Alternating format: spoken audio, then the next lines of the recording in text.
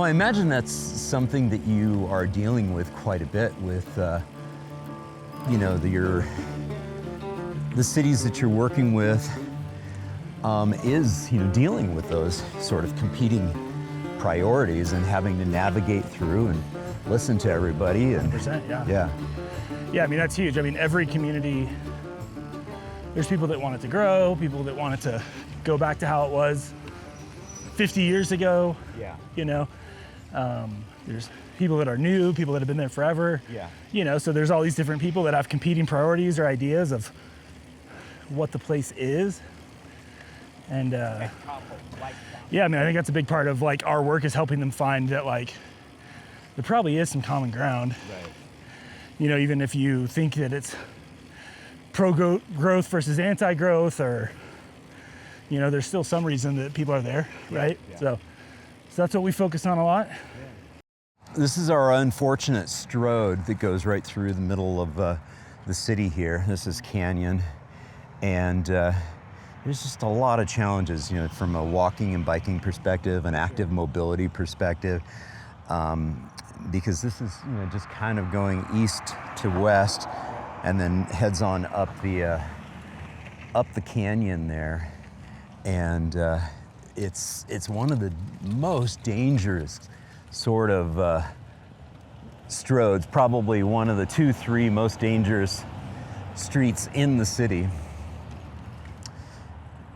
And yeah, they've got some treatments they've done over the years to make it a little better, but it's just so incompatible to have, you know, these high friction, high speed Strodes in the environment.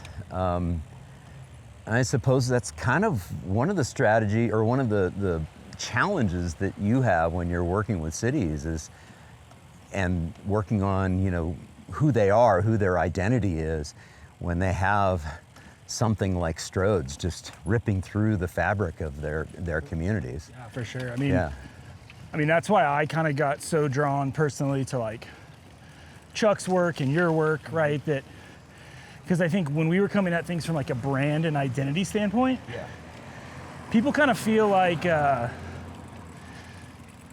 know, they kind of feel like the built environment's the built environment, right, and you can't change it or improve it. Yeah. You know, that branding and identity's role is just to market what we have.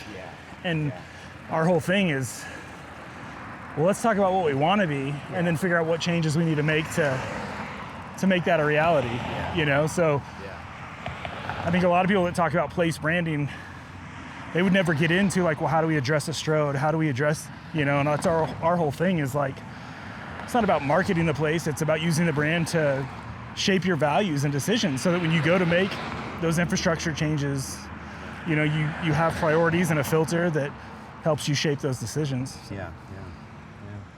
Well, we're staged up here at Boulder High School. You know, one of the quintessential locations here in Boulder. And of course, we've got the backdrop of the Flatirons immediately behind, you know, the high school, and beyond the high school is the edge of the CU Boulder campus. And we're right here at 15th and Arapahoe Avenue. Hey, what better location than to get a quick introduction? Ryan, thank you so much for joining me on the Active Towns channel. Please take this moment to just quickly introduce yourself. Yeah, thanks, John, for having me on. So yeah, Ryan Short, run a firm called Civic Brand, have a new book out called The Civic Brand, The Power and Responsibility of Place. And yeah, excited to cruise around town and chat with you today. Yeah, super excited. This is a Sunday morning, and you were gracious enough to include this on your trip to the airport because you have to go off and do some work. Yeah, I got to pay the bills, so we're doing a project with Visit Montgomery, so flying into the DC and going to be doing some work out there with their ag reserve in Maryland and kind of helping them sort out some of their identity work. But yeah, was glad to be able to make a quick stop here in Boulder on the way to DIA. So Yeah. And what sort of, I'm assuming that DIA, Denver International Airport, is really the main airport for the region. What type of drive is that when you're trying to get in from Salida? Yeah, it can be a bit of a haul. Yeah. I try to fly out of the Springs, Colorado Springs when I can, but Okay. To go nonstop, Denver's usually where I'm going. Yeah. But it's not a bad drive. It's a pretty drive. It's scenic drive. There's typically not traffic until I get to Denver. Yeah. But yeah, that is the downside of living, in a place that is a little bit remote. Yeah. But I will take the 2-hour mountain commute over Yeah. sitting in an hour of traffic to go 6 miles in the same amount of time. So True that. Yeah. I can relate to that, especially having done the insanity commutes in Los Angeles during the early part of my career.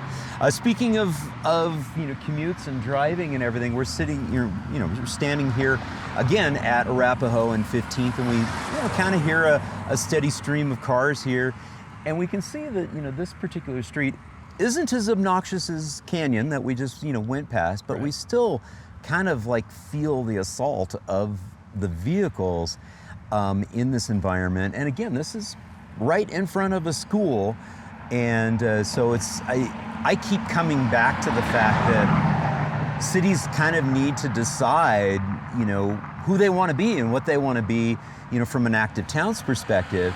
I get the sense that that's a lot of what you're helping communities with. yeah, for sure. Yeah, I think this road and this intersection is a great example of, if you were to just look at this on a map, right, from a planner's perspective, and just look up, you'd be like, well, there's just a single lane each way. Yeah. We've got a crosswalk. It's got some street trees. It's got all the ingredients, right? Yeah. But you do have to get out there and experience it and walk it. And man, I can't tell you how many projects we've worked on, whether it's a road improvement project or a downtown project, where the planning team isn't getting out there and standing here and having a conversation and realizing, oh yeah, it is a little loud, and understanding the pinch points of where did you feel safe? Right. Where did you feel unsafe? Where did you feel comfortable? And I think all of that experience shapes the identity of a place. And I think too often when we think about identity, we're just in an office looking at a map or thinking about campaigns and things like that, and we're not getting on the ground, walking it. So we try to do a lot of walk shops, and we've even done bike and walking tours, just to really feel the community, as opposed to just talking about it from a real abstract level. Right. Yeah. Well, I tell you what, let's get away from this noise here. Yeah.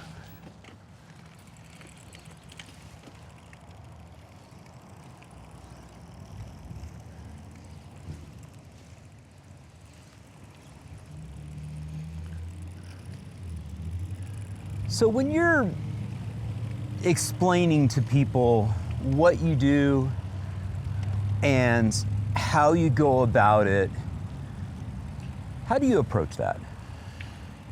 Yeah, so one of the main reasons I wrote the book is because I felt like we were having to do so much time explaining what we do and what we don't do. Right.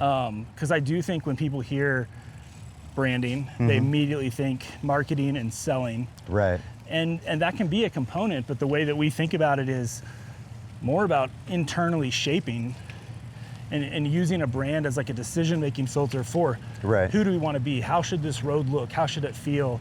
Those types of things. And so, I kind of thought branding sort of needed a rebranding. Yeah. Which was kind of the goal of the book. So, that's kind of meta right there. Yeah, exactly.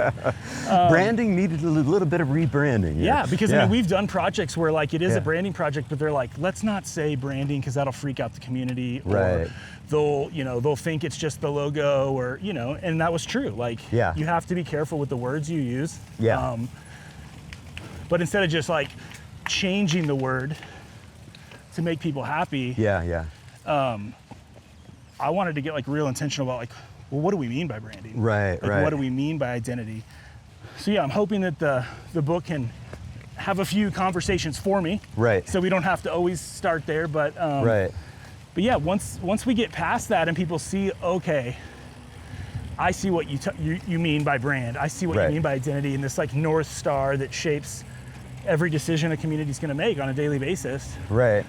That's when stuff gets really exciting, in my opinion. Because you can get all different kinds of stakeholders involved. Yeah. And you can start hearing all these different viewpoints. Thanks. But yeah, I think that's when it's super exciting, in my opinion. Yeah. Because you realize, we were talking about it a little bit earlier, there are a lot of different viewpoints in a community, a lot of times contradicting and conflicting viewpoints about what a place should be. Right. And so we spend a lot of time in our work and in the book just talking about engagement and the role of engagement and how do we talk to people about the place. Right. How do we invite them into the table? How do we make sure they feel like they have a sense of ownership? Because I think that's been a big problem, is engagement's been real transactional for cities. It's been real, even in the best intentions, when a community's trying to be really equitable, it can feel honestly kind of like tokenism, and you're kind of checking the box of it can feel like you're just trying to get, a certain number of one demographic to take your survey or things like that. So yeah, engagement's a huge part of our process, and something I talk about quite a bit in the book. Engagement's also one of those things where, it seems like it's one of the biggest challenges, because it seems like it's a never-ending process in some communities. Some communities don't do any engagement. Sure. In others, it seems like it never stops, and it's not done well. You spend a lot of time in the book really emphasizing how you as an organization are trying to set yourself apart from other firms that maybe that's what they focus on, is engagement, and try to help bring communities along and do it better. Explain a little bit more about that. Yeah, I think first, engagement definitely does have to be a culture. So that means it has to be ongoing, right? Yeah. It's a relationship. It has to be ongoing. And I think even the communities with the best intentions, engagements typically is either a project or even just one phase within a project. Right. And it's like, cool, we're done with engagement. I think engagement it's super important, and we try to I think a lot of communities spend a lot of time looking for this magic bullet with engagement, right? They're like, what tool do you have? What software? What creative we hear that, we want some out of the box engagement ideas. Yeah. And sometimes the most innovative engagement is the most simple thing. Well, let's go talk to people. Imagine that. Let's walk with them through their downtown or down their street, And I get it that, the analogy that I use in the book is it's kind of like, this as a triathlete, right? Sometimes what you need to do to get in shape, you might not need all the fancy diets and the equipment. You kind of just probably need to eat a little better and walk a little bit more, ride your bike a little more. Right. And I think engagement's the same way. We look for magic bullets of a software or a consultant. And I think it's we just have to invest the time and get out there and talk. Talk a little bit about, the key tenets of what you're, trying to do. And in the book, you talk about the triple bottom line. Yeah. That was something that, for me, I guess first just the triple bottom line of we don't just measure success by profit alone. There's profit, people, and then planet. Right. And in the book, I kind of transition, or I shift planets to just place. Because I think place still captures the environmental aspect that planet is attempting to capture. Right. But it also captures the built environment, right? Infrastructure, bike infrastructure, architecture, things like that, the planet doesn't really capture, right? And I think a city's identity and how they measure success of anything needs to consider all of those. You can have a place branding campaign or identity that is wildly successful from a profit standpoint, can fill hotels, drive economic development, but if it's degrading the quality of life for the people that live there, right, and if it's negatively impacting either our environment or the built environment, that's not a success. Right? That's 1 out of 3, right? But if it can be profitable, because we do need places to be profitable, and that's, again, so honored that Chuck wrote the foreword, because I admire so much of his work, and he comes at it from the fiscal angle. Right. And I think that's so huge, because when communities are struggling financially, they're backed into a corner. Right. And that's when they make the really short-term decisions. Yeah. That usually really negatively affect the people or the place, right? For a profit. Yeah. And so we try to run everything through this triple bottom line of how can that impact everything. Right. And I think it applies just as much to very urban places as much as very rural places. You know, I'm about to fly to Montgomery County, Maryland. They have a huge ag reserve out there, rural area. They want to preserve that. There's an audience there that really wants to conserve that area. They'd almost rather no visitors or no tourists come. Right. But then there's farmers and producers within that they desperately need people to come, right? And so it's a balance of, we want people to come and visit and start businesses here and succeed, but not at the detriment of, you know, the environment and our place. And so it is this constant balance, and that's what, I mean, cities are so complex, you know, because they're not run or managed by any one entity or person. And as soon as you're making progress on one thing, you find yourself kind of losing on something else. And so it is really just all about that balance. And I think a triple bottom line lens can help communities strike a better balance. So in the book, you talk, you know, simultaneously about place brand and civic brand. Is there a difference between the two? Well, so the term civic brand is kind of just a made-up term of what I think is a place brand done right. Got you know, and so because you can have a really successful place brand that is just profitable, like we were talking about before, but harms the people and the community. You know, and so I think a civic brand is really just a place brand done right. But then there's also maybe what you're asking about is like the municipality brand, like the city government brand. Right. And that's where it's really tricky, because when people think of their place, you know, like you're from Austin, or you've lived in Austin for quite a while. They just were in the news a lot with their new city logo that they rolled out. Yep. And I think what's interesting about that is, you know, the city, the municipality, that's just a organization. It's a government entity. Right. So in a way, it's kind of wild that why would people care just about an organization's entity? It's like, well, because they don't think of it as just this city hall's identity. They think of it as the place, Austin. Right. The place that they love, the place that they call home.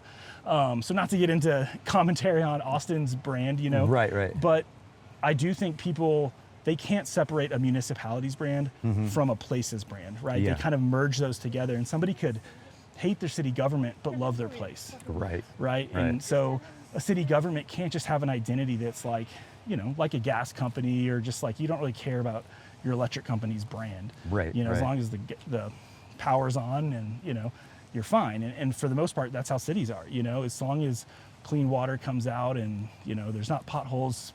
A lot of people don't really feel like they interact with their city government brand. Right. As much as they probably really do. Yeah, you know, they don't realize it. It's behind the scenes. And so I think those things are kind of inseparable. Yeah. And so I think you can't really address just a municipal brand without really thinking about the place brand identity. Yeah. And it is interesting. I'm glad you brought up, you know, the drama going on there in Austin right now. And of course, we're in Boulder, Colorado here.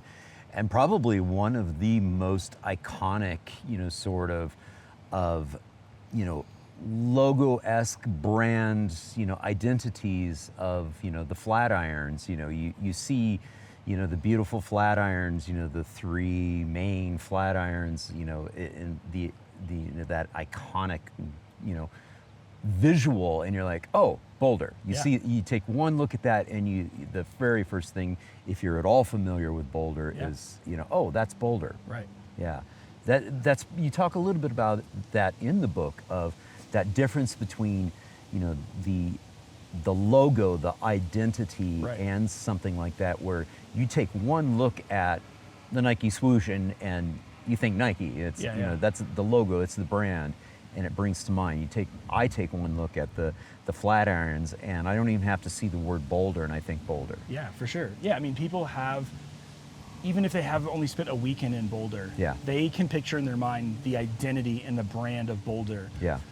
Yet if I asked all those same people, can you draw the city of Boulder's logo? I don't know what they draw. You know, like how many would get it right or even close? You know, they might start to just draw the Flatirons, or you know, maybe they'll draw CU, or you know.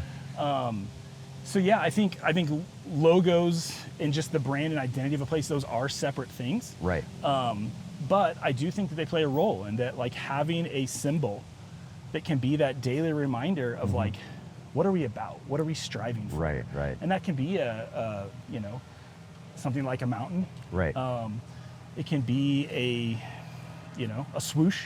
You Right. know, it can be whatever it needs to be, and what it is isn't as important as what it represents. Exactly. And everything else that it makes you think of. Right. Because when you see the Nike swoosh, you're not fixating on like what the swoosh is. You're just thinking of Michael Jordan and athletes and success and pushing yourself and all of those things that, you know, Nike's brand is really about. Right. And all that is like a shortcut and just a reminder to those things. Fantastic. Let's roll back down the path here and continue this conversation.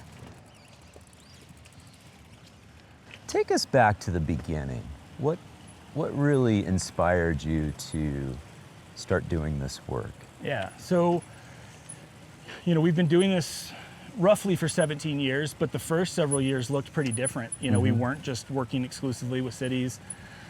We were kind of doing branding work and what most would call just user experience work. But when most people hear user experience, they kind of just think apps and websites, right? But we were applying that a lot more broadly of just how do people use anything, you know? Right. And so I think like the idea of user experience, human-centered design, whatever you want to call it, is really just understanding how people experience anything, any product, and trying to improve that. Right. And so we kind of slowly started evolving into, you know, working on partnering with some other firms on like a comprehensive plan or a downtown plan, and taking our approach to user experience, but applying it to engagement. And so ultimately it just became engagement and a better way to do engagement. Let's engage with people. Let's see where they struggle in their built environment, in their city. What would they like to see changed? Find unique ways to reach them. So it really just, user experience instead of for apps and websites became engagement for cities. How do we engage people and truly understand what they need? When you describe, the Civic brand and the place that it has in, really kind of moving a community forward, I think you did a really good job in the book of talking about how it's kind of fundamental. It's almost before you do those other types of quote unquote planning documents, the comprehensive plans and everything. Talk a little bit more about that.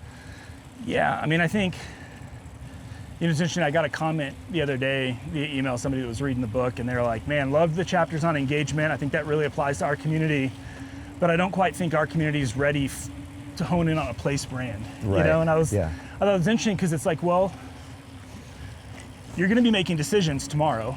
Yeah. City Hall is gonna pass a budget. You're gonna do a lot of things every Yeah. single day. Yeah. And what's guiding those things? Yeah. Because like you said, it's the North Star. It's the North Star. And Yeah. so for a community to not be ready for it, yet still move forward with these really big, impactful decisions like budget, infrastructure, development, zoning, planning, all the things, without a North Star, what's shaping it, Yeah. And that's Yeah. where I think, we can be making a lot of siloed improvements on individual things, but if they're not connected and unified and working towards some common vision, and the reality is I think that's what most cities are doing. They're kind of just doing their best, being reactive Right. to a lot of different things, and they don't have that North Star. Yeah.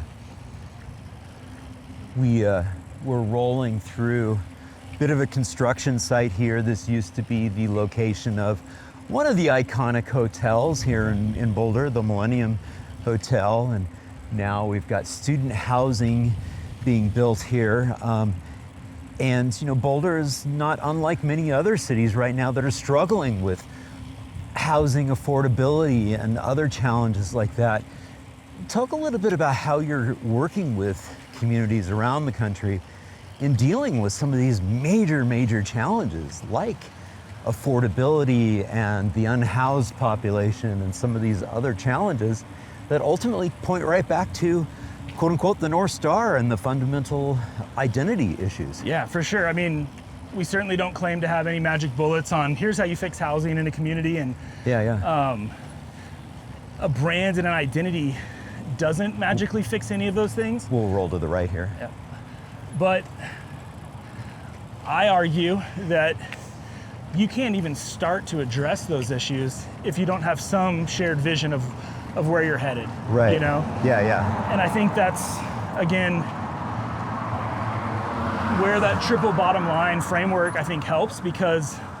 We'll pull off right here for a second. Yeah. I mean, I think that's one area where that triple bottom line approach helps, because if you are just looking at it from a profit lens, you know, a community could be doing great from a profitability standpoint. You know, they could be adding new, you know, construction, and it's profitable and developers are making money and you're expanding the tax base. But if the people in your community that are significant drivers of your identity, your culture, can't afford to live there, you're gonna lose that identity. You know, it doesn't matter how much you put it on a billboard or in a campaign, you know, you will lose that identity. And so if that matters and is valuable, and it probably does matter to even developers, because they're choosing to develop there because they see an opportunity, right? They see the identity of Boulder and they say, we could make money here. And so they're gonna invest in it. But if Boulder were to lose its identity in the process, nobody wants that, the local or the developer, right? I brought us up here to this level to pummel us with another strode. So this is Highway 36. It is a state highway, but it's a strode because, you know, as you can see, we've got stoplights, you know, within visual here. So it, you know, to Chuck's perspective, it really is, again, you know, the futon of transportation systems, where it's trying to be a highway and a street at the same time. And, you know, just the few seconds that we've been up here, we've been pummeled by noise. I've had enough. Have you had enough? I've had enough. Yeah, let's get out of here. We're going back down on the path. The reason I like popping up, you know, to this level and, you know, kind of reinforce with us, we'll go down this way again, is, again, to emphasize that fact that, again, cities aren't noisy, cars are noisy. Right. We'll turn to the right. And what's funny is you can be right here. You could literally be below, and it's nowhere near as assaulting to the senses. Yeah. So it's like one of the things that I think cities actually need to start answering and addressing when they answer the question, this is who we are. They have to start, you know, answering the question of, well, this is how we treat pedestrians. This is how we treat people who are not enclosed in a hermetically sealed metal box. Are you treating people who use transit with dignity, people who walk and bike places, people who don't have the choice of driving a car?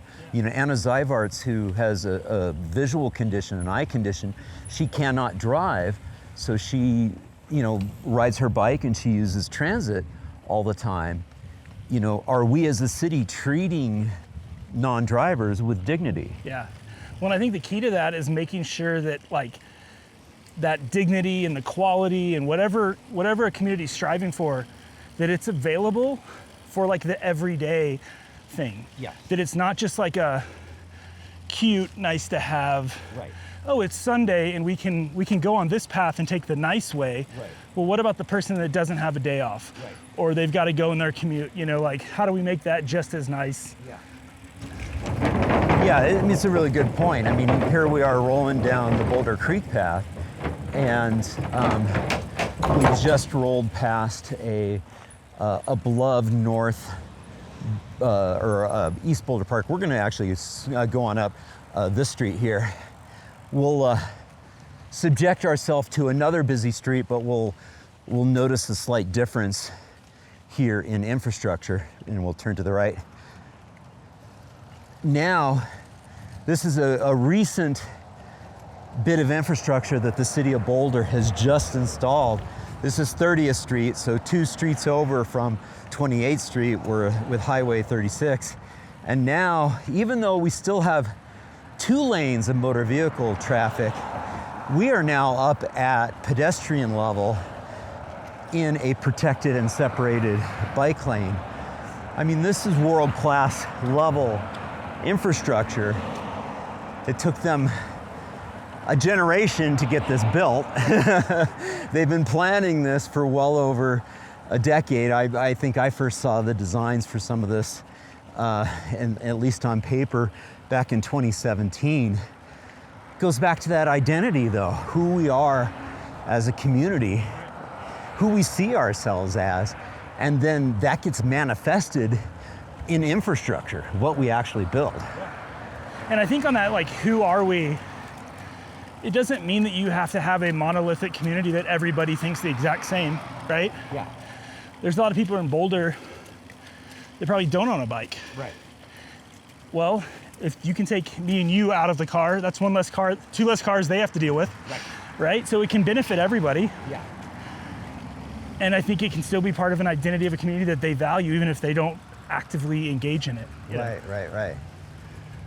And we're pulling up here to a really interesting bit of infrastructure. This is actually a Dutch-inspired protected intersection here, where all four corners of this intersection, there's concrete separation for people on bikes. We're gonna actually do a staged left, like the Dutch would do. So we'll go up and then we'll turn left. And we can see the Flatiron still off to our right, and the main university campus is to the right. But in front of us is sort of the East Campus. So this is the research area. Potts Field is up here where the track cross-country team, is based out of. And all around us here, all four corners, this is all university housing. Some of it university owned, some of it privately owned. But this is a super intense bike and pedestrian environment and transit environment. And so the university, the city, working together as partners are thinking, how do we best serve our constituents, the people we're serving, and make it a safer environment for them. Again, we're at road level, so we're still being pummeled by at least the noise of the vehicles. In the background, you can see a ridiculously high 35 miles per hour speed limit. Really, there should be no street within a city that's more than 20 miles per hour. But that's neither here nor there, and a long conversation, longer than we're gonna have today. We're gonna stay at this high level here, and we'll take a sharp right, because I want to show you something really cool that the city did in, again, partnership with the university, of saying, okay, well, we've got the protected bike lane at street level, but you know what we're also going to do? We're going to build an underpass because of the intensity of the bike and ped environment, and we'll turn right and get on through, and we'll pull up in the sunlight here, talk a little bit about this. So, when I think about Boulder and I think about the identity, again, we've got that iconic, view of the Flatirons. We can just see the very tops of it back behind us there. But the other thing I think of, and you and I talked about this before we hit the record button, that in my mind, Boulder is the quintessential active town. When I first moved here in 1996 from Chicago, I was just blown away by just how activity was just ingrained in the DNA of the place. I get a sense that that's what you're trying to tease out by the engagement, is trying to figure out what is in the DNA of the place, of XYZ community that you're dealing with. Right, and I think you have to tease out what's in the DNA, but then also recognize that, Boulder wasn't inherently an active town for always. I mean, I know the history, if you'd like me to share it. It actually dates back to the very, very early stages of the community and the establishment of the sanitarium. So the Seventh-day Adventist Church, created this wonderful little sanitarium up here where a lot of the tuberculosis patients were coming in from the East Coast to try to get some fresh air. And so they had a vegetarian diet and everything. But one of the things they did every single day was they went on a hike. Yeah. And they started establishing the network of trails that exist throughout the foothills here. And slowly but surely, along come the rock climbers in the 1950s and the runners in the 1960s and triathletes in the 1970s, 80s, 90s. Yep. And it just kept reinforcing. It was like a flywheel momentum effect. For sure. It just kind of became that thing. Yep. And I suppose you've run into other communities that had that sort of momentum flywheel effect of, this is our identity, we are this. Yeah, and I think that's obviously a really positive example of the momentum led to something positive of it being an active town. Right. But the same thing happens in most communities from a negative standpoint. You don't intentionally set out to make a community less active, but Sure. the way you build a road and slowly starts making it that way. Yeah. The analogy that I use in the book is if you look at like a river and a canyon, right? Yeah. That canyon was started by just water slowly rolling over, a rock, and like layer by layer, like kind of started to form the canyon. So the water was shaping the canyon, but as soon as that canyon starts to form, it's now controlling the river and shaping where the water goes, right? And so your Boulder example, they made some early steps and decisions to shape, but then all of a sudden that starts attracting a certain type of people. Right. And those people are gonna start actively shaping and building things like this, right? Yeah. And so it's, Boulder, is Boulder making people more active? Yes, by naturally living here, you will probably become more active. Right. But it can work the opposite way, right? Yeah. And so I think that's where places just have to get super intentional about, I think too often we just accept it like, well, this is just how cities are, right? Right. Or we could never change it. And I think a lot of people don't know the history of how cities are built and how places are built and how they've changed over time. They just kind of think, well, this is just how it is. And it's like, well, cars are a pretty new thing, in the relative history of cities. And there's plenty of examples of places where a city has made a really intentional decision to change something, whether it's a highway removal or, whatever it is. And so, I do think places shape people for sure. Right. But people are actively shaping those places. And so we have to understand that both of those things are working with each other. Yeah. A sub-theme to our entire conversation today has been, these major stroads that we've been rolling past and referencing back to Chuck Marone's work with Strong Towns. And one of the things that has been a challenge here in Boulder that I've been following over the past 3 decades is just how profoundly the automobile has in fact shaped the city. And because there was that sort of identity of, Boulder, it's an active place, there was a complacency too that kind of got set in place. And what I mean by that is we rolled in on to this level on the iconic Boulder Creek paths that were established back in the 1970s and really sort of built on the early progress of identity as an active place and really reinforced that. But what ended up happening as time went by is that, we just can't follow the riparian corridors with off-street network of pathways. We actually have to, be able to get people to meaningful destinations on the on-street network. Yeah. And therein lied some of the challenges that the city had, and in particular, a major fiasco that took place with an attempted protected bike lane on Folsom Street and the backlash that took place. There was a bike lash that, some of the people in the neighborhood and in the community were like beside themselves that a lane was taken away and given over to people on bikes when they had important stuff to do. Right. Drive around in their car as fast as possible. And so I think is really, to me, that was a great lesson, and for the city it was a great lesson of not getting complacent with your identity. It's something you have to nurture, and you talk about this in the book, is that this isn't something you just kind of fix it and put it down and say, okay, it's anointed. It's something you have to feed and care and feeding. Yeah, I mean, a city is never done, right? You can't just be like, all right, Boulder, active town, we're set. you know? Yeah. And I think that leads to some of the challenges though, because one of the things I talk about quite a bit is like the longer someone's been in a community, the longer they've had to see the place change from when they first got there. Right. And in a lot of places they view that negatively, right? Like the day that we arrived was Boulder at its best, right? Whatever day that was, whether that was today or 20 years ago, that's what you want to freeze it in time.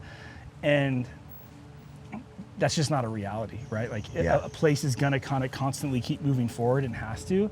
But I think without that brand and identity, what are we trying to bring from the past? Like what values are we protecting to where as we are doing new projects and new things, we're still bringing something forward with us. And that's where I just, for a community that says it's not ready for a brand or doesn't have a brand or doesn't have an identity, that's kind of scary, right? You're just like making massive decisions that change the lives of thousands, sometimes millions of people with no true plan or North Star of where you're headed. So yeah, I mean, I think whether you look at like nature, cities, things are constantly changing, evolving. But I think a brand can be that can create the guardrails. Right. Boulder will change, but what are some guardrails that as Boulder changes, we want to make sure it at least stays somewhat like this, right? Right. And I think a brand is a really valuable guardrail. Yeah. What are some of the challenges that you have noticed that are most significant that cities are dealing with? I think you just mentioned it, you touched upon one that I can relate with, is that oftentimes the folks who do regularly show up to engagement are typically older residents that have the flexibility and the time, and they have that memory of what it was like when they first moved to XYZ city, whether it's Salida or Boulder or any other place, and they're like, I want it the way it was. I don't like the way we're going. Right. And so they kind of speak up. They kind of are like taking on the role of like a NIMBY of, well, no, I don't want this to change. Sure. Yeah, I mean, that is a challenge. Yeah. Is how do we get other voices? Because they are a very valuable voice. Right. I'm not discounting that voice, but they are a voice. Right. And there's a lot of voices, and there needs to be more voices. So I think one of the challenges, how do we get a lot of different voices and viewpoints involved? And I think the trap that we fall into when we try to do that is we look at like engagement data from a voting standpoint. Which special interest wins? Which pie chart piece is the biggest? That's what we're gonna go with. And I think the real solution is let's surface all of the viewpoints and then put those experts in a room to hash out and design solutions that address as many of the viewpoints as we can. Sometimes those are minority viewpoints, but it's a valuable viewpoint that we wanna, does plan A or plan B address a minority viewpoint better? So I think that's one of them. I think the other one that's just huge right now is anything fiscal related. Because again, it just backs the community into a corner to make really short-term decisions. And I think our whole system of, love democracy, but I do think our system is kind of a little designed for short-term wins and being able to, you have to win in November to make progress on these long-term things. And so you have to make some short-term decisions to keep people happy, right? You can't just make the best long-term decision and know that some people might be unhappy or you'll be out, right? So I think that's a big challenge is, and I think when a community is financially strained, they're more likely to just make those poor short-term decisions and not really bet on the long-term future. Yeah. So somebody's tuning in and watching, this video or tuning in and listening to this this podcast episode, because I think we'll produce this as a podcast too. Sorry, folks, if the noise pummeled you. We tried to get to some quiet places too. So somebody's tuned in. They've they're piqued. Their interest is piqued about this.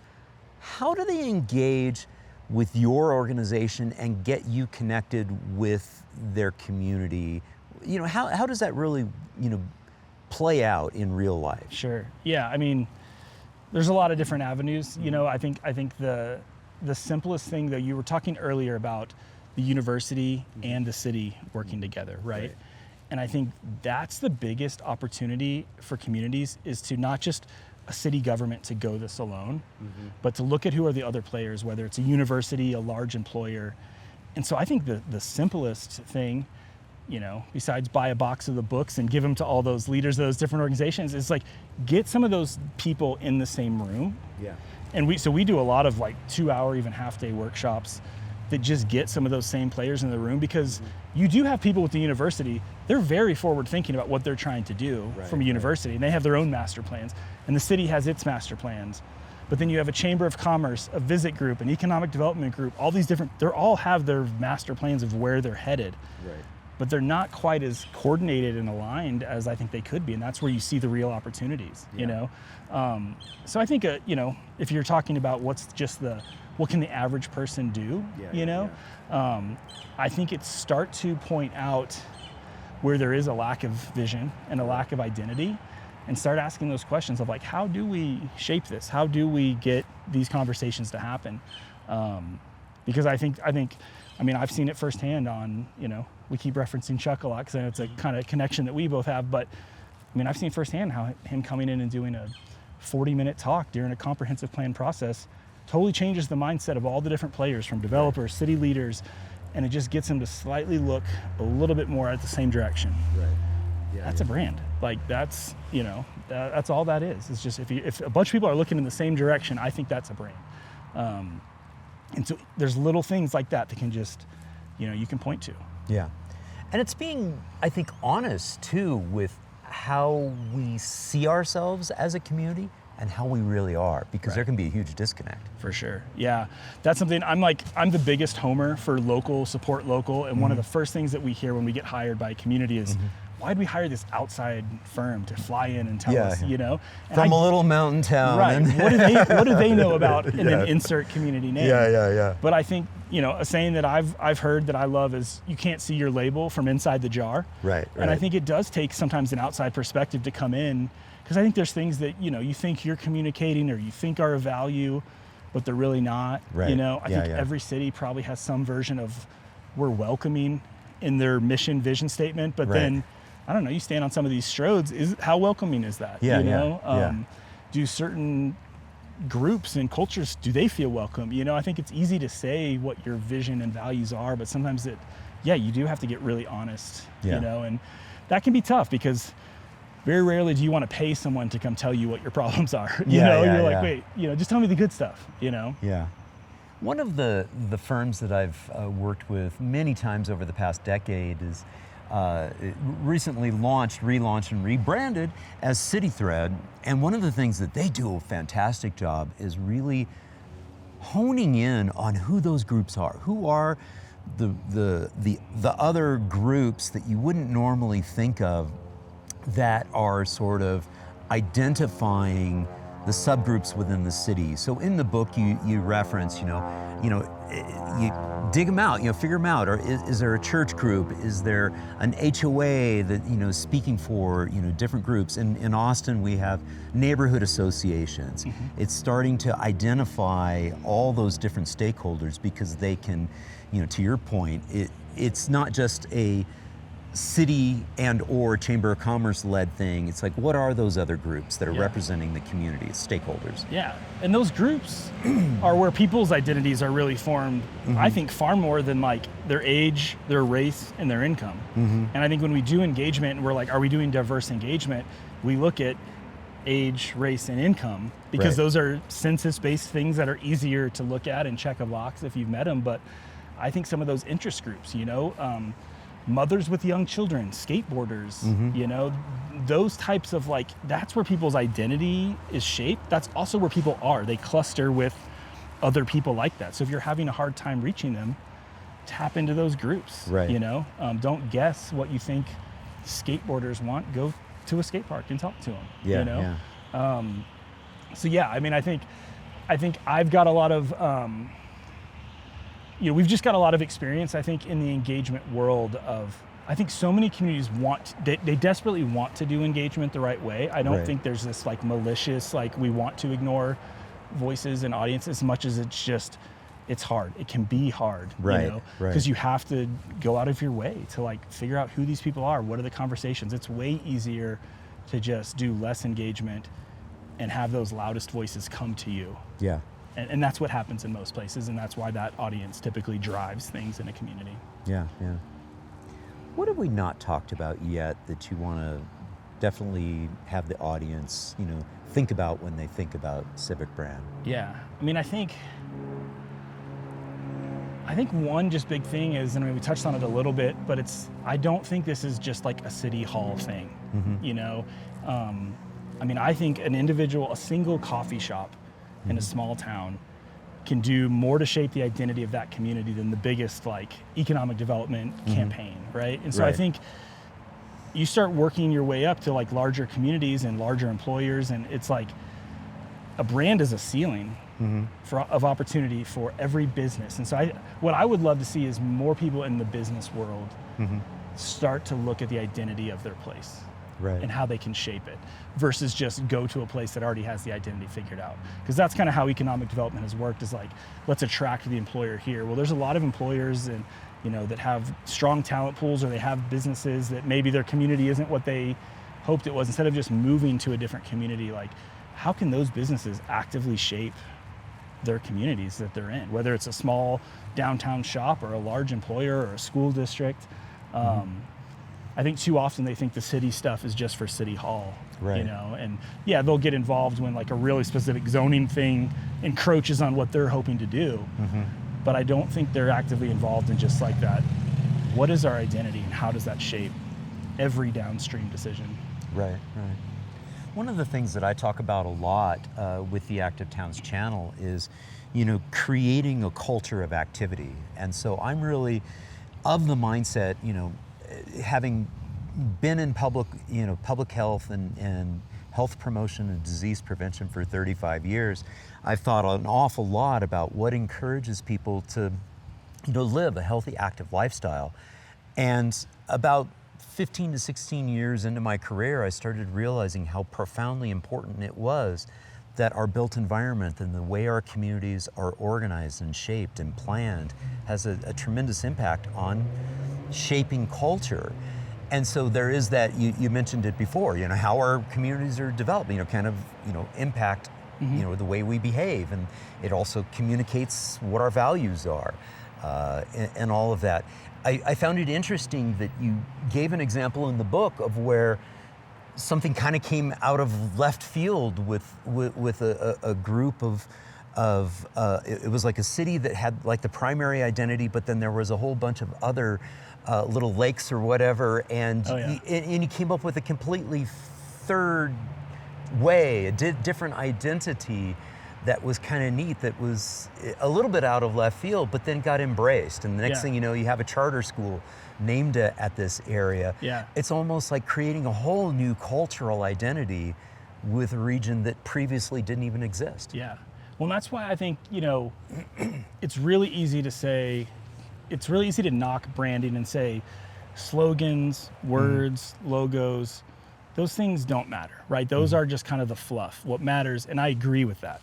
However, when you have the meat and the substance of an identity, giving it the word can become now a shared message that's easy for people to share. And so when, you're talking about the Heartland Lakes project that we did in Park Rapids, Minnesota, they already had the identity, like they were already a culture. They just didn't have a singular word that brought them all together. And they viscerally rejected being identified with the Park Rapids Lakes area. Exactly, we're the city. And so when we gave them those words, all of a sudden that was just, it didn't change anything about who they were. It just gave them that's what we are, and what we're working towards. And to the point in that community, it's funny, that's been 6 or 7 years since we've been back since, and there's businesses named after that. Like they've really bought into it. And we had one conversation where the person thought it's always been called that. And it's like, well, no, we made that up. And what's funny about the way that you wrote that in the book too, it's like, yep, we're not going to correct them on that. Yeah, we made it up, but we're glad that it seems like it's always been that way. And that's when you've nailed it, is when it feels authentic. It doesn't feel like something new, you know? And because, communities are changing, so there does have to be this level of aspiration of where we're headed, but it can't be too far out to where it's unrealistic, right? It has to be like rooted in who you are, but like a little bit. And so that's where I do stand up for yes, a brand is not a logo, it's not a tagline, but sometimes those symbols can be the bridge that bring people together, or just, yes, that's where we're going. Yeah, yeah. Well, and speaking of where we're going, I have an idea of where we can go for breakfast. All right. So let's roll on up the path. We'll get a little bit more of this wonderful protected and separated bike lane on 30th Street, and then it's going to dump us into the aspirational, what the future will bring. Yeah. And let's talk a little bit more about being rooted, but also being aspirational, because you talk about that quite a bit For sure. in the book. Yeah. Okay, do it. let's do it.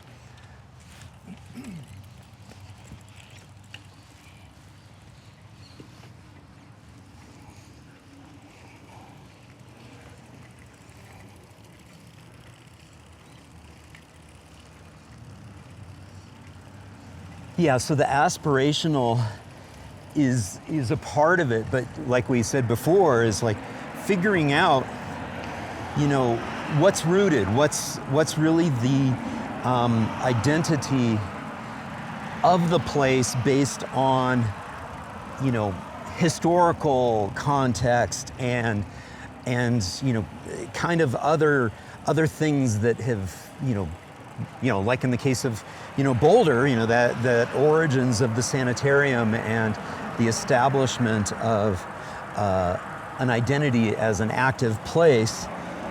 So that's the rooted part, and then figuring out what's the aspirational part. How do we want to see our community, and how do we want to address challenges that exist now that didn't exist 50, 60 years ago? Yeah, and those things become, those things that you reach for and that you do achieve, they then become part of that rooted identity, right? Like Boulder kind of was a little mini Silicon Valley, I feel like, with like kind of some of the tech and, some of that and education, and that's now part of what's Boulder's rooted identity, I feel like, Sure, yeah. And so, yeah, I think the trick is not trying to be so aspirational that it's just like a pipe dream of what a community could be, and I think, and then the other part of that is making sure that when you do look at the history is a tricky one, because for some, we want to grasp onto history, we like going to museums, we like looking at the architecture, but there's a lot of people that when it's framed like that and history is just, kind of behind glass in a museum, like what does that mean to a young person that's just trying to make it, trying to kind of find their way? Like, history can easily be irrelevant to a lot of people. And so I think we have to, use our history in a positive way to where, like, you told me the history of kind of how the trails got developed to where somebody could not know that history, but they still experience it every day. Exactly, yeah. That's... I would say the vast majority of people, right. Yeah. But that's the important part, is it's like, it's great to know those stories, and we do want to hang on to those stories so that they can shape us going forward. But the more important part is that we like experience it every day, versus just the only time you experience that is if you go read a plaque somewhere, right? Yeah. Now we're rolling up here to, the reality of this is an incremental, evolution that's happening, along this road. And so this is the next segment. Right up here in the foreground, we can see a city sign plaque that says proposed transportation project.